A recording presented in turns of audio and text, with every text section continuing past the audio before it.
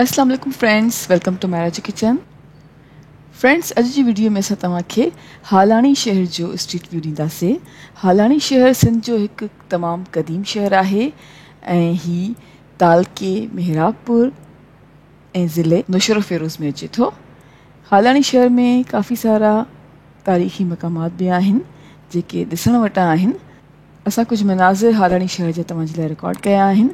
उमेदु कयूं था त तव्हांखे असांजी अॼु जी वीडियो ज़रूरु पसंदि ईंदी।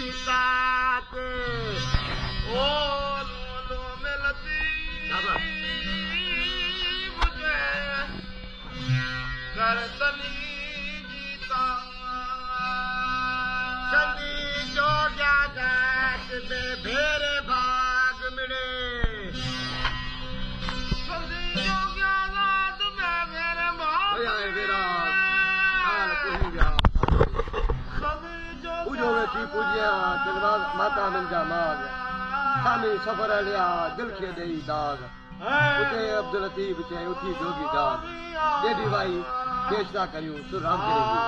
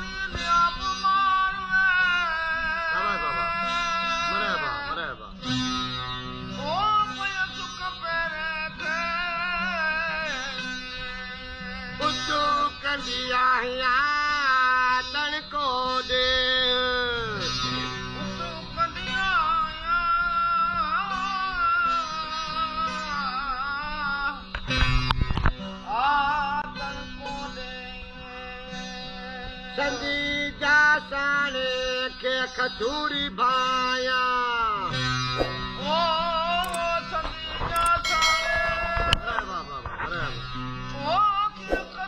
लोहे में लाऊं मुंह मारो सा नदियो सोन बराबर सगड़ा मुखे बाहुन मजे बदाऊं साकी खाए खारखू जेके डोरा डेज दिनाऊं लोहे में लाऊं मुंह मारो सा नदियो खेर लोहे में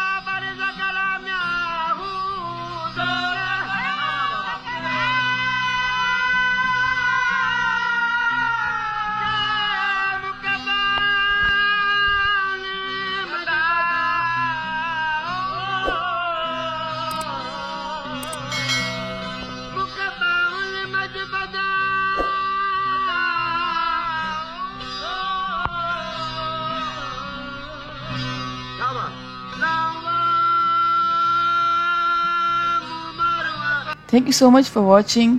फ्रेंड्स, अगर वीडियो पसंद आई हुजे तो लाइक एंड शेयर ज़रूर कजो ऐं हाँ, असांजे चैनल के सब्सक्राइब ज़रूर कयो। तव्हां सां इंशाल्लाह मुलाक़ात थींदी हिकु ॿी वीडियो में। तेसिताईं अल्लाह हाफ़िज़।